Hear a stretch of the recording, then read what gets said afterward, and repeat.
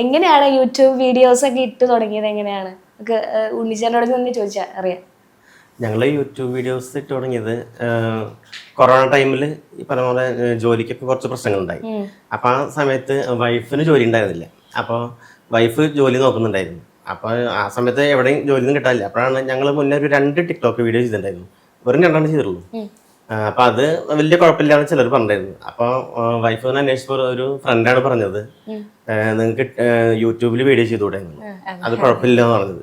അങ്ങനെ ഞങ്ങൾ യൂട്യൂബിൽ പതുക്കെ പക്ഷേ കൊറോണ സമയത്ത് ചെയ്യാൻ പറ്റില്ല. ഞങ്ങൾക്ക് അറിയില്ല, ഒന്നും അറിയില്ലായിരുന്നു. ഒരു മൊബൈൽ എങ്ങനെ പിടിക്കാന്ന് പോലും ഞങ്ങൾക്ക് അറിയില്ല, വീഡിയോ എടുക്കാൻ. അപ്പോൾ അതെങ്ങനെയൊന്നും അറിയണ്ടായിരുന്നില്ല. അങ്ങനെ ഞങ്ങൾ 1 വർഷം കഴിഞ്ഞിട്ട്, കൊറോണ ഒക്കെ കഴിഞ്ഞ ശേഷമാണ് ഞങ്ങൾ ചാനൽ തുടങ്ങിയത്. പഠിച്ചിട്ട് 2021 കൊറോണ കഴിഞ്ഞ ശേഷം ഞങ്ങൾ തുടങ്ങിയത്. അങ്ങനെയാണ് ഇതിലേക്ക് വന്നത്. ശരിക്കും എന്താ ജോലി ചെയ്യുന്നത്? എനിക്ക് ഗോൾഡ് വർക്കാണ്. ഞാൻ വീട്ടിൽ തന്നെയാണ് ജോലി ചെയ്യുന്നത്. മക്കളുടെ പേര് പറഞ്ഞില്ല, പേരെന്താ? അൻസിക. എത്രല്ല പഠിക്കുന്നത്? 7th. മോനോ? അശി. 6. ചേച്ചിയുടെ കാര്യം ഞാൻ നോക്കുകയാണെങ്കിൽ കണ്ണുകൾ കൊണ്ടാണ് മൊത്തം പരിപാടിയെ നടത്തുന്നത്. എങ്ങനെയാണ് ഈ കണ്ണിൽ ഇത്ര അഭിനയം കൊണ്ടുവരാൻ സാധിക്കുന്നത്? അതെനിക്ക് എങ്ങനെയാന്ന് അറിയില്ല. അത് ഉണ്ണേട്ടൻ പറയും, ഞാൻ അഭിനയിക്കും. അതാണ് ശരിക്കും ഉണ്ണേട്ടനാണ് എന്നെ കൊണ്ട് അഭിനയിപ്പിക്കുന്നത്. ശരിക്കും പറഞ്ഞു കഴിഞ്ഞാൽ ഞാൻ എന്ത് ചെയ്യണം, ഏത് ചെയ്യണം എന്നൊക്കെ ആളാണ്. എന്റെ ഫേസ് എന്ന് പറയുമ്പോ കുറച്ചൊരു ദുഷ്ടത്തി കഥാപാത്രമൊക്കെയാണ് എനിക്ക് ചേരാന്ന് എന്റെ കുറച്ച് ഫ്രണ്ട്സ് ഒക്കെ പറഞ്ഞിരിക്കുന്നു കേട്ടോ. അപ്പൊ അതിലിങ്ങനെ കോമഡി വരുന്നിട്ടും വിചാരിച്ചു. നമ്മള് വീട്ടില് അങ്ങനെ എന്തെങ്കിലും പറയുമ്പോ അതില് ഒരുപാട് കോമഡികൾ ഉണ്ടാവും. അപ്പൊ എനിക്ക് മനസ്സിലായി ആൾക്ക് അഭിനയിക്കാൻ പറ്റുന്നു, കോമഡി അഭിനയിക്കാൻ പറ്റുന്നു. അപ്പൊ എനിക്ക് കോമഡി വഴങ്ങില്ല, എന്റെ ഫേസിൽ വഴങ്ങില്ല അത്. അപ്പൊ കുറച്ചൊക്കെ സ്ക്രിപ്റ്റ് ചെയ്യാൻ പറ്റും എനിക്ക്, കോമഡികൾ പെട്ടെന്ന് വരും എനിക്ക്. അപ്പൊ അങ്ങനെയാണ് ലാസ്റ്റ് ഇതിൽ കോമഡിയിലേക്ക് എത്തിയത്. ഞങ്ങൾ ആദ്യം കുറെ കണ്ടന്റുകൾ, പല കണ്ടന്റുകളായിട്ട് ഇമോഷണൽ വീഡിയോസ് ഒക്കെ ഇട്ടിട്ടുണ്ടായിരുന്നു. പക്ഷെ ഈ കോമഡിയിലേക്ക് കടന്നപ്പോഴാണ് കോമഡിയിലേക്ക്. അല്ല, ഞാൻ എപ്പോഴും നോക്കുമ്പോ ചേച്ചി കണ്ണൂട്ടുള്ള പരിപാടികളാണ്. ഡാൻസർ ആണോ? ഡാൻസർ പറഞ്ഞാൽ ഞാനിപ്പം എനിക്ക് ഡാൻസ് ഭയങ്കര ഇഷ്ടമുള്ള ആളാണ് ചെറുപ്പത്തില്. പക്ഷെ എനിക്ക് ചെറുപ്പത്തിലൊന്നും പഠിക്കാനോ കളിക്കാനോ പറ്റില്ല. ഒരു സ്റ്റേജ് പരിപാടി പോലും ചെയ്തിട്ടില്ല. ഒരു പ്രാവശ്യം കണ്ട് തിരുവാതിര കളി കളിച്ചിട്ടുണ്ടോ 9ാം ക്ലാസ് പഠിക്കുമ്പോൾ. പക്ഷെ എനിക്ക് ഭയങ്കര ആഗ്രഹമായിരുന്നു ഡാൻസ് കളിക്കാൻ.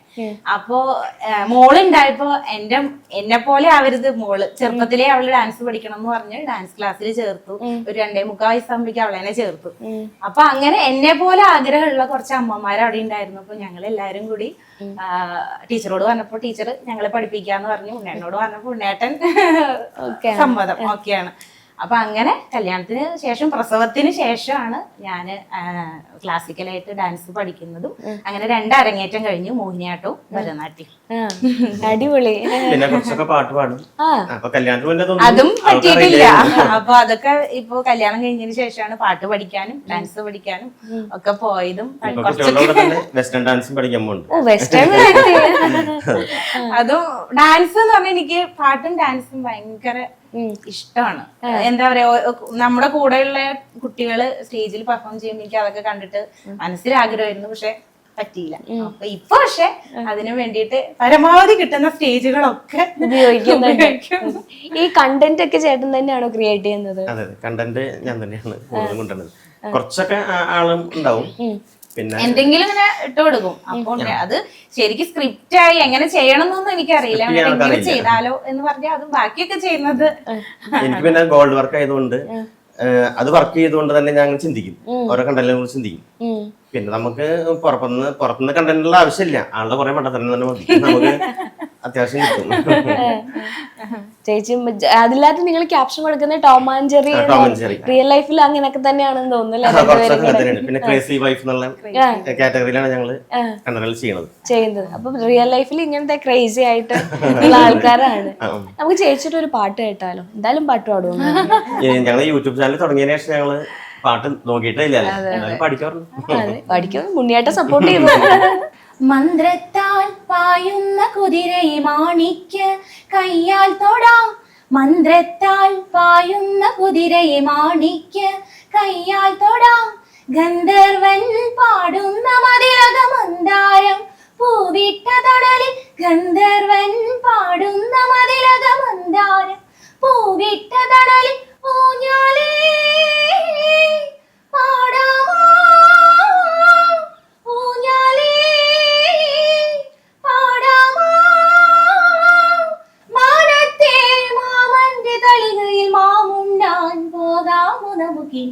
തുമ്പീവ തുമ്പക്കുടത്തി തുഞ്ചത്തായൂഞ്ഞാലിടാം. അടിപൊളി. എന്ത് രസാ പാടുന്നത് കേൾക്കാൻ. ആരാ ദുഷ്ടത്തയുടെ ഫേസാന്ന് പറഞ്ഞത്? അതെന്റെ കുറെ friends പറയാറുണ്ട്. അങ്ങനത്തെ റോളാണ് കൂടുതൽ മാച്ചാവുന്നത്. വെച്ചാവുന്നത്. പിന്നെ കുറച്ച് കുറച്ച് കുരുത്തക്കേട് പരിപാടിയൊക്കെ ഉണ്ടല്ലേ ചേട്ടനെ പറ്റിക്കും എപ്പോഴും? ഇടയ്ക്കിടയ്ക്ക് പറ്റിക്കും. എന്താ മെയിൻ ആയിട്ട് ചേച്ചിയുടെ പരിപാടീസ് എന്താണ്? മെയിനായിട്ട് പരിപാടിയൊന്നുമില്ല, അതിൽ വീഡിയോ കാണുമ്പോ തന്നെ കണ്ണുരുട്ടി പേടിപ്പിക്കലിനെയാണ്. ചീത്ത പറയാൻ സമ്മതിക്കില്ല ഞാൻ. എന്നെ എന്തേലും ഞാൻ എനിക്ക് പെട്ടെന്ന് എന്തെങ്കിലും ദേഷ്യം വന്നാൽ ഞാൻ ചൂടായിട്ട് ചെല്ലും. അപ്പൊ ഒന്ന് കണ്ണുരുട്ടി ഞാനൊന്ന് തോന്നും. ടോമഞ്ചേരി തന്നെയാണ്. എങ്ങനെയുണ്ട് അമ്മയും അച്ഛനും? എങ്ങനെയാ വീട്ടിൽ ഇതുപോലെ ആണോ? വീഡിയോയിൽ കാണുന്ന പോലെ ആണോ? ചില സമയത്തൊക്കെ അങ്ങനെയാണ്. മടുത്തല്ലേ അച്ഛനമ്മയെ കൊണ്ടും? ഇല്ല. നിങ്ങള് വീഡിയോസ് ഒക്കെ നിങ്ങൾക്ക് ഇഷ്ടമാണോ ചെയ്യാനായിട്ടൊക്കെ? സ്കൂളിലൊക്കെ സംസാരിക്കാറുണ്ടോ ഫ്രണ്ട്സ് ഒക്കെ? പറയാറുണ്ട്. ആണ്. ഫാൻസ് ഒക്കെ ഉണ്ടോ ഫ്രണ്ട്സ്? ചിലർ. ആരുടെ കൂടുതലും പറയാറ്? അച്ഛൻ്റെ ആണോ അമ്മയുടെ ആണോ? അമ്മയുടെ പറയാറ്. അച്ഛൻ സ്ക്രിപ്റ്റ് മാത്രമേ ഉള്ളൂ, അഭിനയം അച്ഛൻ പേടിക്കുന്നത് മാത്രമേ ഉള്ളൂ.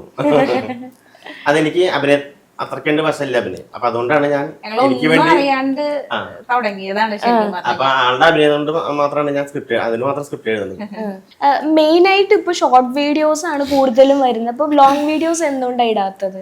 ഞങ്ങൾക്ക് മുന്നേ ഞങ്ങൾ ഓൺ വോയിസ് ഒക്കെ ചെയ്തിട്ടുണ്ടായിരുന്നു അധികം.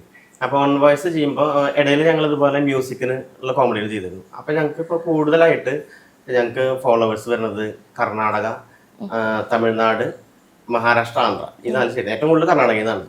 അപ്പൊ അതുകൊണ്ട് ഞങ്ങള് ലോങ് വീഡിയോ ഓൺ വോയിസ് ചെയ്ത് കഴിഞ്ഞാൽ അപ്പൊ പറയും ഞങ്ങൾക്ക് മനസ്സിലാവണില്ല, നിങ്ങള് അവർക്ക് മനസ്സിലാവുന്ന രീതിയിൽ അവരത് തെലുങ്കിലിടാൻ പറയും, കന്നഡയിലിടാൻ പറയും. അപ്പൊ ഞങ്ങൾ അവസാനം ഞങ്ങള് ഇങ്ങനെ ആക്കി മാറ്റിയതാണ് വീഡിയോ. ഇപ്പൊ പിന്നെ പക്ഷെ പണ്ട് ചെയ്തിട്ടുണ്ടായിരുന്നു കേട്ടോ. ഞങ്ങള് ലോങ് വീഡിയോ ഒരു 10 മിനിറ്റ് 15 മിനിറ്റിന്റെ ഒക്കെ സ്കിറ്റ് ആയിട്ട് തന്നെ ചെയ്തിട്ടുണ്ട്. അതൊരു നാഗവല്ലി വീഡിയോ ഉണ്ട്, വൈറലായിരുന്നു, വീഡിയോ. പിന്നെ ഞങ്ങൾക്ക് സമയമില്ല. അപ്പൊ ഞാനാണെങ്കിൽ എനിക്ക് ഗോൾഡ് വർക്ക് എന്ന് പറയുന്നത് കാലത്ത് 6 മണി മുതൽ ഉച്ചയ്ക്ക് 11 മണി വരെ ഞാൻ വർക്ക് ചെയ്യും ഇത് വീഡിയോ ചെയ്യുന്ന ദിവസങ്ങളിൽ. പിന്നെ വൈകുന്നേരം 6 മണി മുതൽ രാത്രി 12 മണി വരെ വർക്ക് ചെയ്യും. ഇതിനിടയിലാണ് ഞങ്ങളുടെ വീഡിയോ. അപ്പൊ അതിനുശേഷം ഞങ്ങൾക്ക് ടൈം കിട്ടില്ല. പിന്നെ ഞങ്ങൾക്ക് 2 ചാനലുണ്ട്. ഡയമണ്ട് ഫാമിലി കൊണ്ട് ചാനലുണ്ട്. അപ്പൊ ഒരു വീഡിയോ അതിലിടും. ഇതാണ് മെയിൻ. ആശ്രാവണി എന്ന ചാനൽ മെയിൻ, അവരാണ് അതിലിടും. തമിഴിലും സംസാരിക്കുന്നുണ്ട്, തമിഴിലും വ്ളോഗ്സ് വരുന്നുണ്ട്.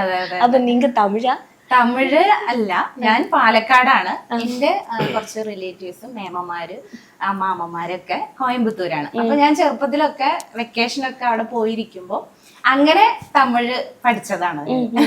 അപ്പൊ ഇപ്പൊ എന്ന് വെച്ച് കഴിഞ്ഞാൽ നമ്മളെ കുറിച്ച് അറിയാൻ ഇപ്പൊ ഞങ്ങൾ പറഞ്ഞല്ലോ, ഞങ്ങളുടെ കുറെ ഫോളോവേഴ്സും സബ്സ്ക്രൈബേഴ്സും ഒക്കെ തമിഴ്നാട്ടിലും കർണാടകയിലും ഒക്കെ ഉണ്ട്. അപ്പൊ അവര് ഇതുപോലെ കർണാടകയിൽ നിങ്ങൾ വീഡിയോ ചെയ്യൂ എന്നൊക്കെ പറഞ്ഞ് കമന്റിൽ പറയുമ്പോ അപ്പൊ നമ്മളെ കുറിച്ച് അറിയാൻ ആഗ്രഹമുള്ളവരുണ്ടല്ലോ. അപ്പൊ ഞാന് ശരി എനിക്ക് കുറച്ച് തമിഴ് അറിയാം, അങ്ങനെ ഒന്ന് വ്ളോഗ് ചെയ്ത് നോക്കിയാലോ എന്ന് പറഞ്ഞിട്ട് അങ്ങനെയാണ് വ്ളോഗ് ഇട്ടത്. അതിന്റെ അടിയിൽ മൊത്തം തമിഴ് കമന്റുകളാണ്. എനിക്കൊരു പേടിയുണ്ട്, കാരണം അങ്ങനെ പക്കായിട്ട് കറക്റ്റായിട്ട് സംസാരിക്കാൻ കിട്ടിയത് വരെ ചിലപ്പോ ചില വാക്കുകളൊന്നും കിട്ടില്ല. പക്ഷെ അതൊക്കെ ഞാൻ മുന്നേ അവരോട് പറഞ്ഞ് എന്നിട്ടാണ് ഞാൻ ഇങ്ങനെ വീഡിയോ ചെയ്യാറ്. അപ്പൊ എല്ലാവരും പറയും നന്നായിട്ടുണ്ട്, നിങ്ങള് വീഡിയോ ചെയ്യൂ എന്നൊക്കെ പറഞ്ഞിട്ട് കമന്റ് വരാറുണ്ട്.